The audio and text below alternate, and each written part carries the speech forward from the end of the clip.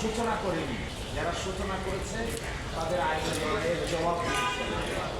এবং যদি এই আইনি লড়াইটি সাকসেসফুল করা না যেত, আর ঢাকা বিশ্ববিদ্যালয়ে ডাকসু নির্বাচন অনেক দিন পরে যে আয়োজন করা হয়েছিল সেটি হয়তো আগামীকালকে অনুষ্ঠিত হতে পারত না।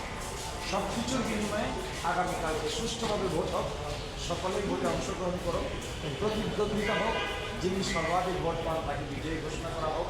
এই পরিবেশ নিশ্চিত হয়েছে, এইটাই আমাদের জন্য সবচেয়ে ভালো। আপনি কি বলেন টার্নিং পয়েন্ট? Exceptional practice. আমরা যারা বিভিন্ন সময় বাংলাদেশে প্রকৃত দশা সিনিয়র আইনজীবীদের সঙ্গে কাজ করেছি, আমরা দেখেছি এগুলো করেছি।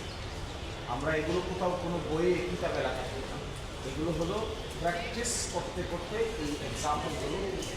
যেহেতু আইনটা সেটা একটা গুরুমারা বিদ্যা, এই গুরুমুখী বিদ্যা, এই গুরুমুখী বিদ্যা অনেক সময় সিনিয়রদের কাছ থেকে শিখতে হয়। আমরা এটাও দেখেছি আমাদের সুপ্রিম কোর্টে একজন অনারেবল জাজ ইন চেম্বার লুঙ্গি পরে বাসায় বসে থাকা অবস্থায় আদেশ দিয়েছে।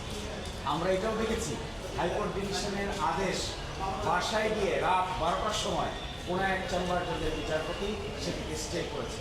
এগুলো দেখে আমরা বড় হয়েছি, এই জন্য আমাদের এই এক্সেপশনাল মনে হয়নি। এটাই ছিল আমাদের করণীয়, আমরা